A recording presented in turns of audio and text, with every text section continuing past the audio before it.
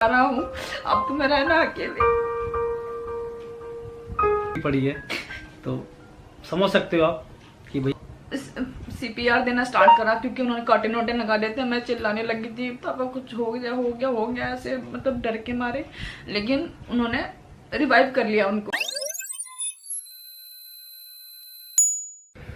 So hello everyone and welcome back to our channel. सुबह कैसे हो आप लोग? तो आज बहुत दिनों बाद ना कैमरे के सामने बैठना हो रहा है और बहुत ऐसा लग रहा है फर्स्ट टाइम बैठ रहे हैं ना, काफी दिन हो गए, 2 महीने हो चुके। वाकई में ऐसी फीलिंग्स आ रही है कि जैसे हमने पहले स्टार्ट करा था ना यूट्यूब, तो बड़ी मतलब एक हिचकिचाहट सी होती थी, तो वही अब हो रही है क्योंकि बेसिकली कैमरे के सामने हम 2 महीने मतलब हो चुके हैं।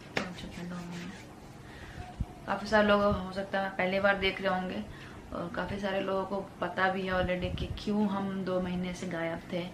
और पता होगा जिन लोगों को, तुमको तो पता है, जिनको नहीं पता उनको पता था। मेरे पापा की ऑल ऑफ सडन डेथ हो गई, जो कि हम बिल्कुल एक्सपेक्टेड नहीं था और बीमार भी नहीं थे, कुछ भी नहीं थे, सब कुछ सही था। पर अचानक है जब इंसान चला जाए ना तो उसका बिलीव नहीं होता और उससे उभरने में बहुत टाइम लग गया। क्योंकि अभी आज भी मुझे बिलीव नहीं होता कि वो मेरे साथ नहीं है, हमारे बीच वो भी नहीं है। उस हालात में जब ना बंदे को कुछ हो ना और ऑल ऑफ सडन बंदा चला जाए एकदम। मुझे याद है आज भी। तो उस दिन क्या हुआ था, सुबह के टाइम 11:30 बजे के आसपास की बात है। 12:30 या 11:30 हो रहे थे शायद, 12:30 हो रहे थे, हाँ 12:30 बजे के आसपास मेरे भाई का फ़ोन आया मेरे पास कि मतलब मेरे पास 3 बार फ़ोन आया था। वैसे वो फ़ोन इतना करता नहीं, एक बार करेगा ठीक है, नहीं तो फिर कॉल बैक नहीं करता। उसके 3 मिस कॉल्स पड़ी थी और मैं कपड़े धो रही थी। और उस दिन क्या था कि इनके जैसे इनका फ्रेंड है, उनके पापा की 13वीं की तैयारी थी अगले दिन की, तो ये उसके साथ उसकी हेल्प करवा रहे थे। मतलब जहाँ पे उनकी 13वीं वगैरह करनी होती है ना, तो उसमें हेल्प करवा रहे थे। तो ये ऊपर आए थे मेरे पास, मैं कपड़े धो रही थी ऊपर, तो मैंने को बता रहे थे कि ऐसे ऐसी बात है। फिर हम कपड़े पर धो के मैं नीचे आ गई थी, तब मैंने देखा फ़ोन में मिस कॉल पड़ी है 3, तो मैं उसको कॉल बैक किए जा रही हूँ, उसका फ़ोन बिजी जा रहा। फिर उसका 5 मिनट फिर से फ़ोन आया मेरे पास और जो उसने बोला ना, मेरे पैरों तरफ जमीन खिसक गई। मुझे समझ में नहीं आया कि बोल क्या रहा है, क्योंकि कुछ दिनों बाद रक्षाबंधन आने वाला था, मैं घर भी जाने वाली थी। तो उसने बस मुझसे यही बोला, दीदी पापा को ब्रेन स्ट्रोक हुआ है और ब्रेन हेमरेज हुआ है पापा को। मैं रोने लग गई क्योंकि मुझे समझ में नहीं बोल क्या रहा है। मैं कहा पागल है क्या बोला? कह रहा हाँ दीदी हुआ है, तू आ जा फटाफट, हम फलाने हॉस्पिटल में हैं। फिर मेरे को पता ही नहीं कौन सा भी इन्होंने बात करी, फिर आगे की। फिर हम सर पे पैर रख के फटाफट भागे। मैं जिस हालत में थी, मैं रोए जा रही हूँ, मुझे समझ नहीं आ रहा है हुआ क्या है। और गाइस उस दिन पता ना, उस दिन का दिन भी बड़ा अजीब सा था। मतलब कि हमने भी वीडियो देखी है, जैसे किसी के साथ भी ऐसी ट्रेजेडी हुई है, वो हमने भी उस दिन उस चीज को ना मतलब महसूस करा कि उस दिन ना वाकई में इतनी बारिश हो रही थी, सुबह से ही इतनी बारिश हो रही थी। फिर उस दिन मतलब रोती हुई पूरी रास्ता में गई, हम परेशान की हुआ क्या, अचानक से ऐसे कैसे हो गया। फिर जैसे पहुंचे वहाँ दीपक मिला, मम्मी की हालत भी बहुत बुरी थी, मम्मी बैठी हुई थी। फिर डॉक्टर से मिले, डॉक्टर ने कहा कि इनको ब्रेन हेमरेज हुआ है। और मतलब डॉक्टर ने भी यही बोला कि यहाँ पे हमारे हॉस्पिटल में ना, जब आप लेकर के तो आ गए हो, लेकिन हमारे यहाँ CT की सुविधा नहीं है, बट फिर भी हम इनका ट्रीटमेंट, सपोर्ट ट्रीटमेंट जिसे बोलते हैं, वो कर रहे हैं। लेकिन आप वेंटिलेटर का अरेंजमेंट कर लो, इन्हें किसी अच्छे हॉस्पिटल में शिफ्ट करना पड़ेगा जहाँ पे इनका ट्रीटमेंट स्टार्ट हो सके प्रॉपर तरीके से। तो डॉक्टर ने ये भी साथ में कहा कि मतलब 99% चांसेस नहीं है, सिर्फ 1% चांसेस है उनके बचने का। लेकिन मैंने उसकी बातों को सुना नहीं ना, मैंने उसको तवज्जो दिया। मैंने कहा कि ऐसा बोल रहा है, बकवास कर रहा है। तो फिर डॉक्टर फिर दीपक से बात हुई कि हुआ क्या अचानक। दीपक कह रहा कुछ नहीं हुआ, दीपक पूजा करने बैठे तो अचानक से गिर गया। बेसिकली क्या है कि मतलब कि जब उनको 23 तारीख को ब्रेन स्ट्रोक पड़ा, तो जब हम वहाँ पहुंचे हॉस्पिटल में, तो हम जाते पहले डॉक्टर से मिले और डॉक्टर ने मतलब एकदम बिल्कुल ना ही बोल दिया था कि मतलब बचने के चांसेस बहुत ही रेयर है, बाकी हम कोशिश कर रहे हैं। एंड उसके बाद उसने हमें एक चीज़ और बोली कि भाई ये जो ब्रेन स्ट्रोक है ना, इस ब्रेन स्ट्रोक में विद इन 48 घंटे के अंदर ना एक कलर वो करना होता है, CT स्कैन करना होता है, तो वो करना होगा। लेकिन साथ में उसने एक चीज़ और बोली जो कि भाई साहब हम खुद ही हिल गए थे सुन के, कि बॉडी भी उस सिचुएशन में नहीं थी कि इस बॉडी को कोई हम यहाँ से मतलब उनको मतलब ट्रैवल वाली सिचुएशन में नहीं थी कि हम इन्हें एम्बुलेंस में ले जाके, क्योंकि वहाँ पे वो सुविधा नहीं थी, उस हॉस्पिटल के अंदर फैसिलिटी नहीं थी। वेंटिलेटर वाला एम्बुलेंस ही अरेंज करना पड़ेगा और उसी से लेकर जाना पड़ेगा। लेकिन आप कहीं से हमें कंफर्म दिखाओगे कि आपने बेड अरेंज कर दिया तो ही हम पेशेंट को यहाँ से रिलीज करेंगे। उन्होंने ये कंडीशन भी रख दी थी। एंड सेकेंडली एक सबसे बड़ी सिचुएशन ये थी कि उन्होंने बोला कि भाई क्योंकि आप बॉडी मतलब उनको तो ले सकते नहीं हो कहीं पे सीटी स्कैन कराने, और ना ही हमारे पास वो मशीन है हमारे हॉस्पिटल में। तो आप ऐसा करो कि आप इनको किसी बड़े हॉस्पिटल में रेफर करा लो। चीजों को लेकर के हम तलाशने चले गए, एक दिन पूरा निकल गया, उस दिन कुछ नहीं हुआ। ये लोग रात को 1:30 बजे हॉस्पिटल वापस आए, पूरा ढूंढ ढांड के कुछ नहीं मिला, हर जगह सारे हॉस्पिटल। ढूंढने का मतलब भी ये है कि जब उन्होंने बोला रेफर है तो भाई हमें लगा बहुत ईजी सा लगा कि रेफर है किसी भी हॉस्पिटल में, मतलब एक रैंडम हॉस्पिटल में रेफर कर देंगे, ठीक है पर्चा बना के। बट लेकिन जब उसने हमें पर्चा निकाल के दिया और उसमें बहुत सारे हॉस्पिटल के नाम लिखे थे, तो हमने डॉक्टर से बोला डॉक्टर साहब ये क्या है, इसमें बहुत सारे हॉस्पिटल के नाम है। तो बोला कि ऐसा है कि आप जाके 1 बाय 1 हर हॉस्पिटल जाके पता करो कि वहाँ बेड अवेलेबल है या नहीं है। मैंने कहा डॉक्टर साहब आप तो जब रेफर कर रहे हो तो ये मतलब ये जरूरी क्यों है? बोला भाई हम रेफर कर रहे हैं लेकिन जहाँ रेफर कर रहे हैं वहाँ वो बेड अवेलेबल है वो हमें कंफर्म नहीं है, तो आप वहाँ जाओ और अगर बेड अवेलेबल है किसी के साथ तो एक सिक्योरिटी लिखवा के लाओ कि हाँ किसी का अगर ऐसा होता है ना, तो हम आपको बता रहे हैं कि अगर ज्यादा हॉस्पिटल का नाम लिखते हैं ना तो हर हॉस्पिटल दूसरे हॉस्पिटल के ऊपर फ्लिप कर देता है कि आप उसमें देख लो।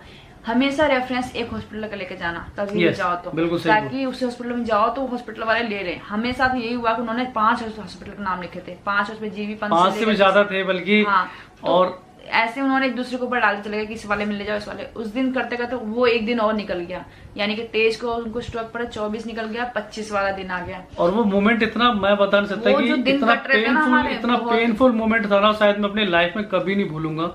मैंने बहुत सुना था, देखा नहीं था, लेकिन जब अपने साथ हुआ तो चला कि बहुत पेनफुल था। जब उन्होंने हमें हॉस्पिटल की लिस्ट दे दी, हम एक एक करके ना हॉस्पिटल में जा रहे थे, medical, Safdarjung, RML, LNJP, but जहाँ भी जा रहे थे ना वो सीधा क्लियर कट मना कर देते थे, कहते नहीं भाई हमारे यहाँ बेड वेड नहीं है और हमारे पास जगह नहीं है, कहीं और ले जाओ, ये लो इसमें और हॉस्पिटल नाम लेके उस हॉस्पिटल जाके पता कर लो। ये तो एक साइड था। दूसरे साइड हम लोग जो भगवान को पूजा पाठ हर चीज हमने शुरू कर दिया था कि पापा कुछ हो ना, बस पापा ठीक हो जाए। और पापा मूवमेंट भी नहीं कर रहे थे, कुछ भी नहीं कर रहे थे, ना देख रहे थे ना बात कर रहे थे, कुछ भी कर ही नहीं रहे थे। बहुत डर लग रहा था अंदर से कुछ हो ना जाए उनको, बहुत ज्यादा। जब हम उस दिन 2 दिन हमने हार मान ली ना, तब आपको शायद जिसने देखा होगा उन्हें पता भी होगा कि हम लोगों ने आपकी हेल्प मांगी थी। वो भी इन्होंने मुझसे कहा कि तुम हार के भी, क्योंकि मेरा माइंडसेट उस टाइम नहीं था कि मैं ऐसे किससे बात करूं। तो फिर मैंने वीडियो शूट किया, इंस्टा पे भी हर जगह मैंने हेल्प मांगी कि शायद किसी का अप्रोच लग जाए। वो वीडियो मैंने शूट किया, मैंने शाम के टाइम वो वीडियो अपलोड कर दिया। काफी सारे फोन्स में आए, ऐसा नहीं कि आप लोगों ने बहुत हेल्प की, बहुत ज्यादा लोगों ने फोन किया मुझे, हमें भी लगा कि एक बार कहीं से कुछ हो जाए, तो काफी फोन भी आए, ऐसा नहीं। लेकिन दूर दूर बुला रहे थे, जिसको हम पेशेंट को लेके इतनी दूर जा नहीं सकते थे। कोई चंडीगढ़, कोई कहीं बुला रहा था, हम नहीं जा सकते थे। फाइनली मैं घर गई। उनके लिए बहुत बहुत दिल से धन्यवाद है कि उस वक्त में ना उन लोगों ने मतलब बहुत हेल्प करी। बेशक हम नहीं जा पाए, लेकिन उनके इतने कॉल आ रहे थे, आपके इतने कॉल आ रहे थे। और इस वीडियो को बनाने का ना एक्चुअली में जो मोटिव और उद्देश्य भी यही है कि कुछ लोगों को पता है कि हमारे साथ क्या मिसहैपनिंग हुई है, तो उनके लिए दिल से धन्यवाद है कि उन्होंने हमें उस बुरे वक्त में भी उन्होंने हमारा साथ दिया। एंड कुछ लोगों को नहीं पता है तो वो कमेंट्स कर रहे हैं, आप लोग कहाँ चले गए हो, आप लोग कहाँ हो, तो उनके लिए है कि भाई बता दो कि हाँ दिक्कत क्या थी, क्यों नहीं है हम एक्टिव। फिर 25 तारीख आया, 25 तारीख वाले दिन मैं घर पहुंची, मैंने अपना फोन उठाया और जैसे सब लोग अपना कोशिश कर रहे थे कि भाई तेरी कहीं जान पहचान नहीं है। फिर मैंने अपना फोन उठाया, अपने फोन में रैंडम जितने मेरे पास कॉन्टेक्ट्स थे ना, ज्यादा नहीं है कॉन्टेक्ट्स मेरे फोन में, मैं इतने फ्रेंड्स हैं नहीं, लेकिन जितने कॉन्टेक्ट्स थे ना सारे कॉन्टेक्ट्स में मैंने कॉल करने स्टार्ट कर दिया। मैं रो रही थी और मैं अपनी कंडीशन बता रही कि मुझे प्लीज कोई आपका अप्रोच हो कहीं, या आपके कोई जान पहचान हो किसी हॉस्पिटल में, एम्स हो गया, सफदरजंग हो गया, किसी भी हॉस्पिटल में, तो प्लीज मुझे बताओ। उसमें मेरे कॉन्टेक्ट्स में एक मेरी फेसबुक फ्रेंड निकली जो बहुत पुरानी थी और उसको मैं जानती हूँ, वो लॉयर है। कभी मिली नहीं हूँ, बाय गॉड मैं कभी नहीं मिली उनसे, लेकिन हमारी बातचीत हुई थी बहुत साल पहले। फिर उन्होंने मुझसे कहा सुधा आप रो मत, कोई बात नहीं, मैं किसी को जानती हूँ जिनका जान पहचान एक हॉस्पिटल में है, वो जगह से हमें हेल्प मिली। पहला तो मैं घर पे जो मैंने फेसबुक फ्रेंड को कॉल किया था उससे मिली, और दूसरी हेल्प मुझे मिली मेरे भाई की एक मतलब स्ट्रेंजर आपको मतलब आप विश्वास भी नहीं करोगे, मतलब ऐसे बंदे ने हेल्प करी हमारी कि हम सोच नहीं सकते थे। मतलब हम तो बिल्कुल हार के बैठ गए थे। मतलब मेरे भाई को, छोटे भाई को एक पर्स मिला था जो लेडी पर्स था, उसने वो पर्स को रिटर्न किया था किसी को, वो भी एक लॉयर थी इत्तेफाक से। वो लॉयर थी कोई, हाँ, और वो लॉयर अच्छी खासी पोस्ट पे थी और काफी अच्छे लोगों को जानती हुई थी, लिंक्स उसके बहुत अच्छे थे। उससे भी उसने रैंडम हेल्प मांगी तो उन्होंने मतलब उधर से रिस्पॉन्स किया, और उस बंदी ने ना, मैं कहती हूँ एड़ी चोटी का जोड़ लगा दिया। यहाँ तक कि हेल्थ मिनिस्ट्री तक उसकी जान पहचान थी। वहां से उसने लेटर तक बनवा दिया हमारे लिए कि हेल्थ मिनिस्ट्री से लेटर लेकर के जाओ, किसी भी हॉस्पिटल में पहुंच जाना, कोई मना नहीं करेगा। मिस कम्युनिकेशन वहां पे हुई। इधर मेरी भी जान पहचान जिससे थी उनसे बात चली। मैं अगर यहाँ से मना होता है कुछ नहीं होता तो मैं यहाँ, हम लोग यहाँ दोनों जगह से हमारी बातचीत चल रही थी, जहाँ से मेरी फेसबुक फ्रेंड का हुआ था और जहाँ से मेरे भाई का जो वो अननोन थी, जो स्ट्रेंजर थी, उससे भी वो मिला नहीं था। देखो मतलब कहने का मतलब है कि जिसको हमने अभी देखा नहीं उन लोगों ने हेल्प की, वो भी इतनी ज्यादा। उसने एक पूरी लेटर यहाँ मैं अब लगा दूंगी, पूरा लेटर बनवाया था और उस हेल्थ मिनिस्ट्री लेटर से, हेल्थ मंत्रालय से उसने जो जाकर के, ये खुद गए थे दोपहर 3:30 में से पहले उसने, सैटरडे था, 3:30 से पहले पहुंचना था और ये पहुंच गए। वहां पर उन्होंने साइन करवाया लेटर पे जाकर के। पहली बार आप मिनिस्ट्री ऑफिस भी गए होंगे तो हाँ, तो फिर मतलब उस टाइम पे ऐसी चीजें हो रही थी कि ऐसा बिल्कुल उम्मीद ही नहीं थी कि ऐसा कुछ हो जाएगा। बस ऐसा कि इतना सब कुछ अच्छे से हो रहा है ना, पापा सही हो जाएंगे, बस ये उम्मीद थी। से हम लोग पहुंचे और वहां पे ये पहुंचे, इन्होंने साइन करवाया, रैपिडो बुक करके गए थे, फटाफट हॉस्पिटल गए, वहां से साइन करा के फिर जीबी पंत लेके जाना था इनको। उस जीबी पंत ले, दिक्कत यहीं पर हुई कि जीबी पंत जब ये लेके गए थे ना तो उन्होंने उसके पीछे नॉट अवेलेबल लिख दिया था, बेड्स नॉट अवेलेबल। ये चीज क्योंकि हमें ना, जब हमें हेल्थ मिनिस्ट्री से ये जो लेटर मिला तो हमें ऐसा लगा कि जैसे हमारे हाथ में अलग तरीके का चिराग मिल गया है। हाँ, तो भाई हमारी सारी प्रॉब्लम सारी सॉर्ट आउट हो जाएंगी, अब हमें कोई दिक्कत नहीं, हमारे पापा जल्दी से अच्छे हो जाएंगे। तो मतलब मैं बहुत खुश था। मैंने व्हाट्सएप पे भेजा सुधा को, उन्हें व्हाट्सएप फाइनली लेटर मिल गया है हमें, हम बहुत खुश थे। मतलब मैं बता सकता नहीं, मतलब जितनी हमारी जो होप थी खत्म हो चुकी थी, वो दोबारा से मतलब हमें दिखने लगी थी। तो मैंने वहीं से फोन करा सुधा को, मैंने कहा मैं यहीं से लेके ना सीधा मैं हॉस्पिटल जा रहा हूँ और मैं वहां पे जाके बात करता हूँ और बेड अवेलेबल होगा तो तुम फटाफट वहां से पापा को रेफर करके निकल लेना। मैंने वहाँ रेफर पर्चा बनवा लिया, उनसे बोल दिया हाँ हमें बेड मिल चुका है, हमारा फटाफट रेफर पर्चा बना दो ताकि इनका ट्रीटमेंट जल्दी स्टार्ट हो सके। उन्होंने अपना रेफरल पर्चा बना दिया, उन्होंने पापा को शिफ्ट भी करवा दिया हॉस्पिटल में, एम्बुलेंस में। अब हमारा सफर स्टार्ट होता है दूसरे हॉस्पिटल का। पापा एम्बुलेंस में है, वेंटिलेटर वाले बेड पे, मैं हॉस्पिटल अंदर बैठी हुई हूँ। ये है और हम बहुत खुश थे कि भाई हमारे पापा को किसी हॉस्पिटल जा रहे हैं, अच्छा हॉस्पिटल मिल जाएगा, बेसिकली स्टार्ट हो जाएगा, ट्रीटमेंट स्टार्ट हो जाएगा। लेकिन जैसे हम वहां पहुंचे वहां पर उन्होंने साफ मना कर दिया। पहले तो पापा को आकर उन्होंने देखा, चेक वेक करा, आइज वगैरह, क्योंकि 3rd डे था, पापा 3 दिन से बेहोश थे। उन्होंने पता नहीं क्या देखा, आइज वगैरह देखा, ऐसे उठा करके पता नहीं क्या देखा, उस डॉक्टर ने साफ मना कर दिया कि नहीं हम नहीं लेंगे। मैं बहुत रोई, मैंने बहुत। उससे बड़ा भी शौक पता हमें कब लगा, हमें शौक जब लगा कि जब मैंने ये लेटर दिखाया कि मैं हेल्थ मिनिस्ट्री से लिखवा के लाया हूँ और उस डॉक्टर ने पता क्या बोला कि ऐसे लेटर ना दिन में 365 आते हैं, ठीक है ना, तो ये कोई आप इसको पाके ना ज्यादा खुश मत हो, इससे बड़े बड़े लेटर आते हैं। तो ये बहुत बड़ा शौक था कि हेल्थ मिनिस्ट्री का जो लेटर है बिल्कुल अच्छे से अप्रूव किया हुआ साइन है, पीए के साइन थे उसमें। उसके बाद भी उन्होंने उस चीज को अप्रूव नहीं करा, पीछे देखा कि नॉट अवेलेबिलिटी लिख करके उन्होंने दे दिया। अब जीबी पंत के सामने आरएमएल क्या है, राम मनोहर लोहिया है, एलएनजेपी है, क्योंकि जो जीबी पंत के डॉक्टर था वो एक्चुअली में उसने ना मतलब उतारा ही नहीं पापा को। हाँ, वो आया अंदर से और उसने सीधे एम्बुलेंस में चेक करा, उसने समझ लिया था कि कुछ चांसेस नहीं है शायद, जो भी मुझे उसने बोला नहीं। अपने सीनियर से बात करी और उसने ना हमें बोल दिया कि हमारे यहाँ बेड अवेलेबल नहीं है, आप कहीं और ले जाओ। तो उसने साफ मना कर दिया। लगी थी बहुत ज्यादा, कंसल्ट करा उसने कि किसी सीनियर डॉक्टर से, शायद उसने उधर से मना कर दिया कि ऐसे कंडीशन है तो आप मत लो। उसने आकर मुझसे बोला हम नहीं लेंगे। भाई मेरी हालत खराब, मैं रोई जा रही, कितनी होप थी, हम सब चिल्लाने लगे, मैं डॉक्टर का पैर पकड़ने लगे, प्लीज डॉक्टर कर लो, क्योंकि ऐसा लगता बस सही हो जाए। कि ऐसे ना ऐसे ड्रामा मत करो यहाँ से, सुनते कहाँ किसी की। फिर मैंने मैंने कहा था ना जैसे 2 अप्रोच चल रही थी, मैंने दूसरे वाले कॉल किया, उनका नाम था जो भी मैं बताऊंगी यहाँ पे नहीं, बट हाँ उन्होंने बहुत हेल्प करी। उन्होंने क्या करा कि उन्होंने कहा कि ठीक है आप ऐसा करो, हॉस्पिटल में एक आरडी सर करके नाम में कोई है, उनके पास जाओ और वहाँ पे वो सीनियर हैं डॉक्टर्स के, वो आपकी जरूर हेल्प करेंगे, आप मेरी उनसे बात करा देना। फिर हम वहाँ पहुंचे, वहाँ हमने बात कराई तो उन्होंने कहा कि देखो हम ये मत करना ड्रामा बाद में कि ये हो गया वो हो गया, हम अपनी ओर से पूरी कोशिश करेंगे, लेकिन सबसे पहले सिटी होगा। सिटी में ब्रेन के अंदर 2 स्टेजेस होती हैं।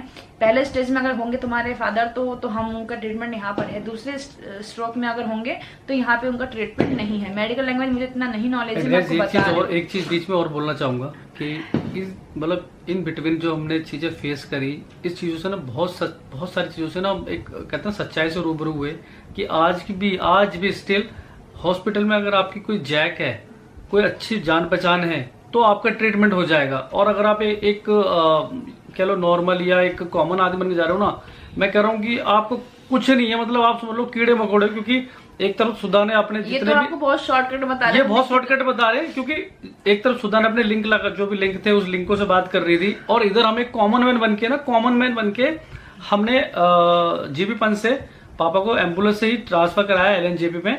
मतलब एक तरफ तो ये पूरी कोशिश कर रही थी, और हम एक कॉमन मैन बन के एलएनजेपी में गए, और उस बंदे ने देखा ही नहीं। जैसे उसने रिपोर्ट देखी, डॉक्टर ने बोला यहाँ पे बेड नहीं है। मतलब ये देखो कि उसी हॉस्पिटल में हम कॉमन मैन बन के गए, तो हमारे लिए बेड अवेलेबल नहीं था, कुछ नहीं था। और वहीं सुधा ने जब की एक अच्छी खासी जैक लगाई ना, तो जब जाके हमारे पापा को उसी हॉस्पिटल में बेड मिला। तो ये मतलब सोचो कि मिडिल क्लास इंसान कुछ नहीं कर सकता। वैसे देखो, ये तो कहने वाली बातें, भगवान के पास है सब कुछ, किसको कितना जीना है कितना नहीं जीना है, ये सब कहने वाली बातें होती है कि बेड नहीं मिला तो ऐसा हो गया, ऐसा कुछ नहीं था। वो जो पापा ने 7 दिन सरवाइव करा, शायद हमें मेंटली प्रिपेयर कर रहे थे कि बच्चों मैं जा रहा हूँ, अब तुम्हें रहना अकेले।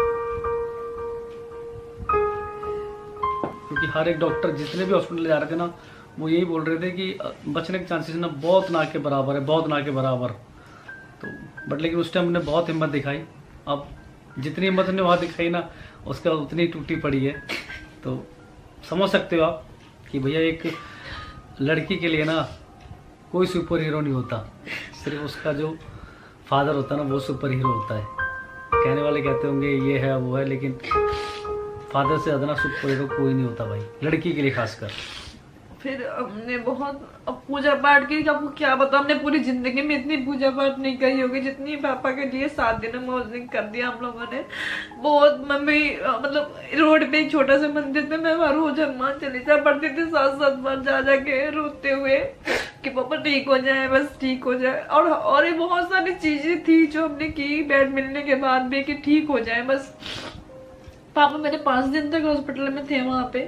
23 तारीख को 24 को बेड मिला था, और 29 तारीख तक थे। लेकिन 28 तारीख की शाम को भी पापा, इन 6 दिनों में मैं आपको बताऊं, पापा का oxygen level, BP level, sugar diagnose हो गया। शुगर था भी नहीं उनको, बीपी की दिक्कत थी उनको, जो बात है उसी की वजह से उनको स्ट्रोक आया था, लेकिन शुगर नहीं था। शुगर भी 500 से ऊपर डायग्नोज हुआ, समझ में नहीं आया शुगर मतलब ऐसी चीजें निकल के आई ना। मतलब कभी ना तो हमने देखा था ना सुना था, कभी उन्हें शुगर नहीं था, मतलब और शुगर इतना हाई लेवल का बताया कि उनको वो इंजेक्शन लगाए जा रहे थे। और वो स्टूल जो था 6 दिन तक मैं उसी से हिले भी नहीं, क्योंकि उनका कुछ एक नजर में हिलूं और ऐसा ना हो कि, क्योंकि वेटिंग रूम बना रखा था, अंदर एक ही बंदे को आईसीयू में छोड़ देते वहां पे, तो मैं बैठी रहती थी। भाई आता तो कहती थी तू जा, मैं कहती नहीं तू आराम कर ले, क्योंकि उसको भी थोड़ा बैक में पेन रहता है, तो मैंने कहा तू जाके बैठ।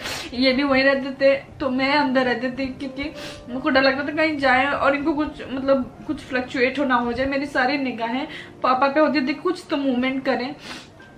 डे 1 से ना सारी रिपोर्ट्स और जो भी पापा का जो भी था ना, वो या तो ये देख रही थी या फिर दीपक देख रहा था, मतलब सुधा का भाई। फिर क्या हुआ, ये सब चीजें चल रही थी, फ्लक्चुएट होता तो डर जाते, फिर डॉक्टर आता तो सही हो जाते। उनको बार बार सपोर्टिव मेडिसिन देते थे, जिससे उनका ऑक्सीजन लेवल बढ़े, बीपी ठीक नॉर्मल रहे। शुगर के रोज उनके एक दिन में 4-4, 5-5 इंसुलिन दे रहे थे, 2-2 ml के, जो कि बहुत बड़ी बात है। फिर भी इसके बाद भी लगा था कि चल ठीक हो जाए बस कैसे भी। फिर उसके बाद से 27-28 तारीख को पापा को ना अचानक से मैं देख रही हूँ कि उनका ना बहुत तेजी से, दीपक और मैं बात कर रहे थे किसी मंदिर जाने के, हनुमान मंदिर, इतने में ही क्या हुआ, पापा का बीपी बहुत तेजी से ना हार्ट बीट गिरने लग गया। 43 पहुंच गया था।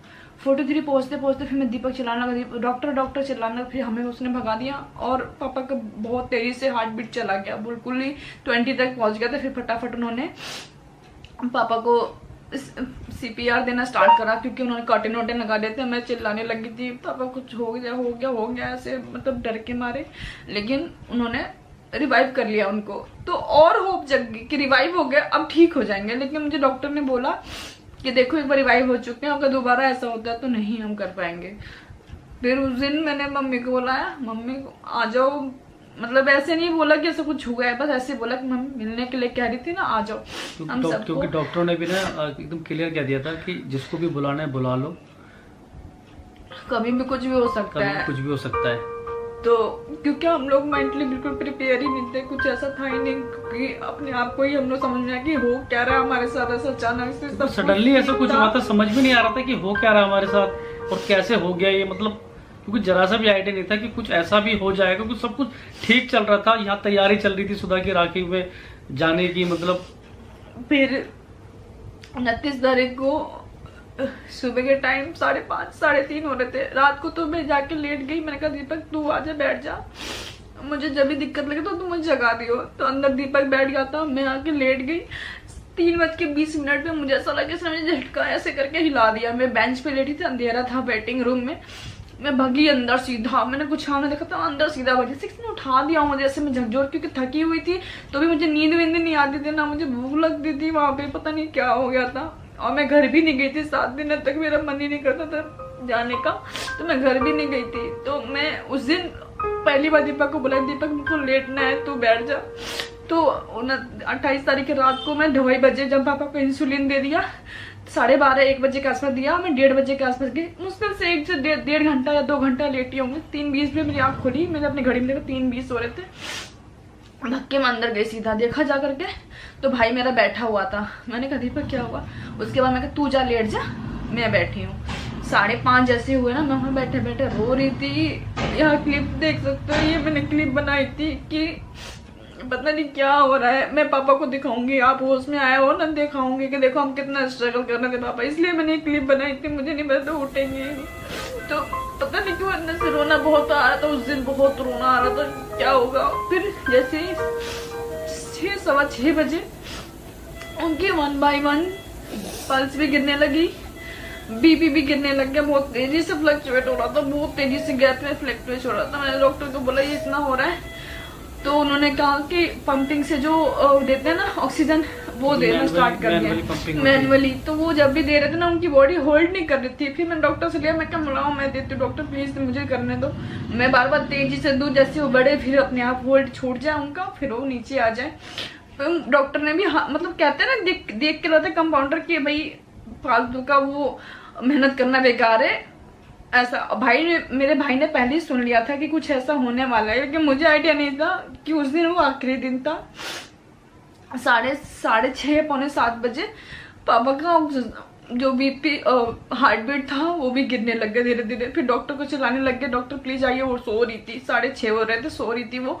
मैं भग के गई, डॉक्टर प्लीज आइए। डॉक्टर आई, कर्टन वर्टन लगाया, हमें हटा दिया और रिवाइव कर। लेकिन मैं फिर अंदर गई नहीं उस दिन, मैं बाहर ही आके भाग के। फिर सबको ये लगा कि मैं कुछ, उन्होंने पहले कहा था कि रिवाइव नहीं कर पाएंगे, और मैं बाहर आगे भाग के, मैं बस माता रानी की एक फोटो लगी थी, मैं वहां गई, उन्होंने कि प्लीज मम्मी पापा को बचा लो माता रानी।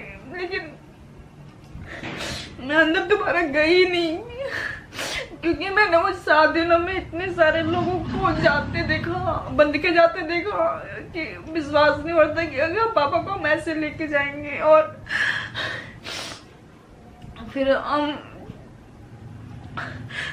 फिर मुझे होप दे रहे थे कि शायद सुधा अभी ईसीजी बाकी है, लेकिन पता नहीं क्यों अंदर से हो रहा था कि नहीं। तो बीच में वीडियो बंद कर दिया था क्योंकि थोड़ा सा माहौल ना, समझ सकते हो आप, इस वक्त मतलब पिछले 2 महीने से नहीं आ पा रहे थे क्योंकि इस चीज़ से थोड़ा उभरना चाह रहे थे। तो आज वीडियो बनाते वो सारी चीज़ें फिर सामने आ गई हैं। लेकिन ठीक है, 29 को ही पापा हमारे आखिरी टाइम थे, जो कि अभी आधे ही रह गई है उनके हमारे साथ, और कुछ नहीं। बस विश्वास करना मुश्किल, अब तक भी मुश्किल है। और कुछ टाइम पहले तो बिल्कुल विश्वास ही नहीं होता है पापा इस दुनिया में नहीं है। और लास्ट ज़्यादा एज भी नहीं थी पापा की, 61 ईयर्स थी। और 60 ईयर्स का बर्थडे भी मैंने सेलिब्रेट, जिन लोगों ने हमारा ब्लॉग फॉलो करते हैं उनको पता है कि 60वां बर्थडे मैंने सेलिब्रेट किया था पापा का। तो मेरे भाइयों ने भी बहुत अपने आप को संभाला, जो कि मैं मानती हूँ कि बहुत कम एज के हैं और उन्होंने बहुत अपने आप को संभाला। तो वही सब जो चीज़ें होती हैं, देवी वेरी का सब कुछ।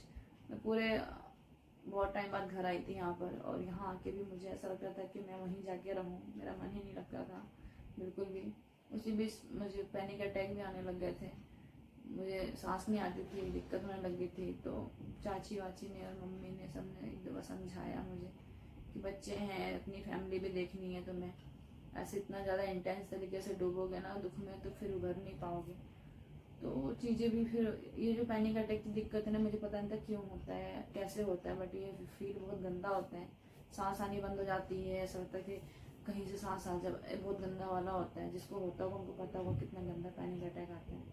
एंजाइटी बोलते हैं ऐसा जिसको। लगता है कि सांस रुक गई है, मतलब हाथ पैर फूल जाते थे हमारे तो, जब ये रात में मतलब मोस्टली टाइम तो घर पे भी हुआ था। रात को ही होता था।